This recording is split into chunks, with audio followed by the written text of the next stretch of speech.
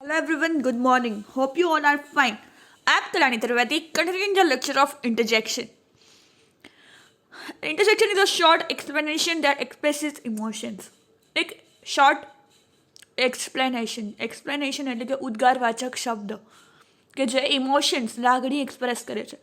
And interjection is a part of speech that shows the emotion or feeling of the interjection છે એ parts of સ્પીચમાં આવે છે. જે parts of speech આપણે બે ડિવાઈડ કર્યા હતા ઓપન ક્લાસ અને ક્લોઝ ક્લાસ. એમાં noun, adverb, adjective,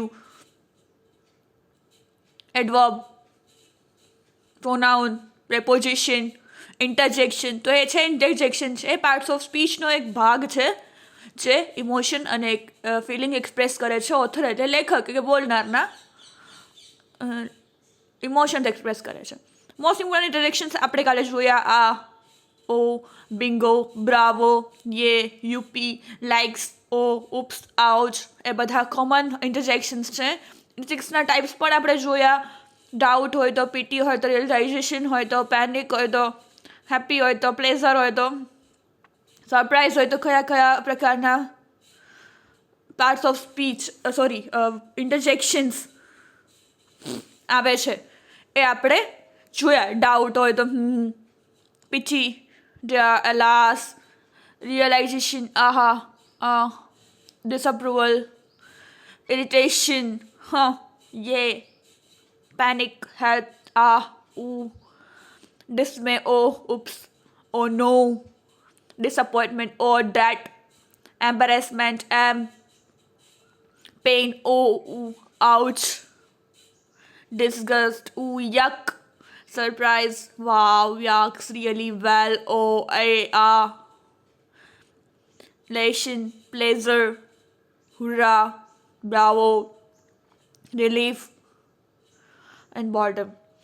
Interjection, a kind of explanation inserted into a regular speech. Actually, it is a brief and abrupt pause inside speech for expressing emotion.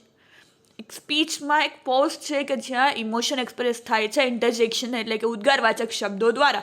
ઇન્ટરજેક્શન are require unique and have something interesting features. એક unique છે અને interesting features છે. કયા કયા છે? Interjection don't have a grammatical function in the sentence construction. Grammatical function નથી. They usually can not be modify or એને modify નથી કરી શકતા. They do not have to have a relation to other parts of sentence. In other parts of sentence સાથે કાંઈ લેવા દેવા નથી. They are highly context sensitive. તે sentence sensitive હોય છે. In spoken language, interjections are the words we instantly use to show our reaction to something which influences our emotion. શું કહે છે? In spoken language એટલે કે બોલતી વખતે interjections are the words we instantly use to show our reaction to something which influence our emotion.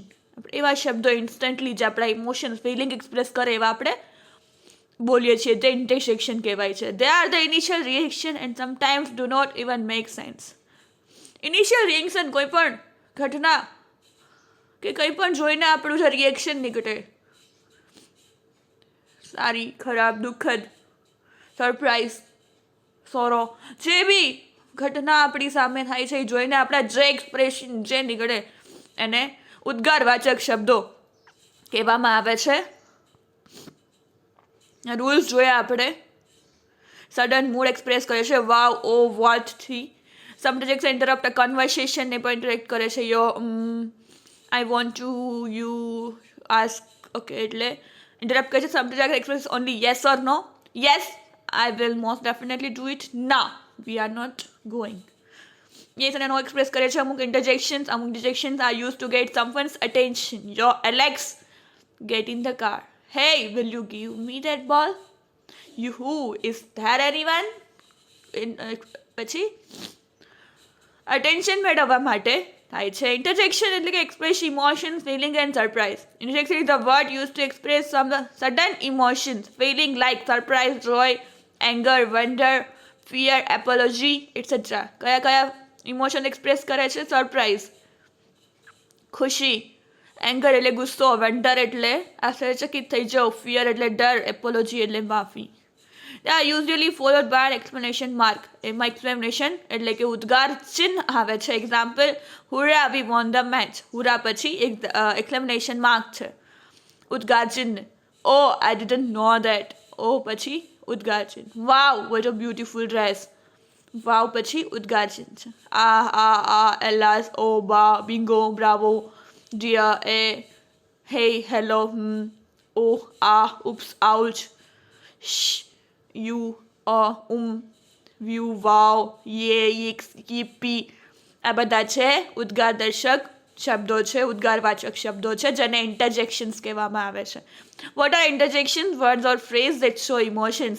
એવા શબ્દો કે જે ઇમોશન્સ એક્સપ્રેસ કરે છે. Oh no, wow, stop, અચ.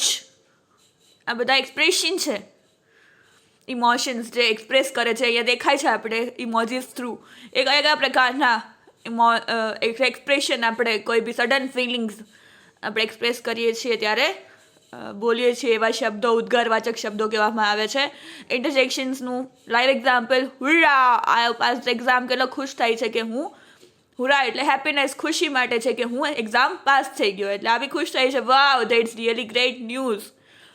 એ બહુ સરસ ન્યૂઝ છે. Interjection are words use to express some sudden feeling or emotion. Sudden feeling અને ઇમોશન્સ એક્સપ્રેસ કરવા માટે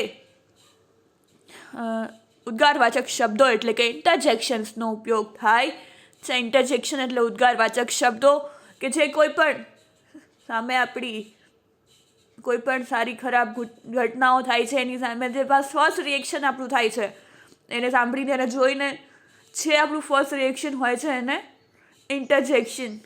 અને એ શબ્દો આપણે જોયા, ઓહ, આ, વાવ, બિંગો,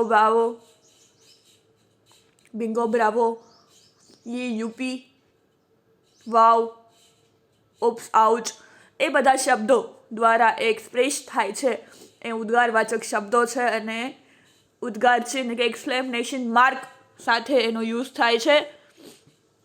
ઇઝ ઓલ અબાઉટ ઇન્ટરજેક્શન, ઉદ્ગારવાચક શબ્દો જે સડન ફિલિંગ અથવા ઇમોશન એક્સપ્રેસ કરે છે. એનું કંઈ ગ્રામેટિકલ સ્ટ્રક્ચર નથી કે તેનો કંઈ મિનિંગ નથી હોતો, પણ એ સડન ફિલિંગ્સ એક્સપ્રેસ કરવા માટેનો ઉપયોગ થાય છે. This is all about interjections. We will continue in the next lecture. So thank you for listening. Have a nice day.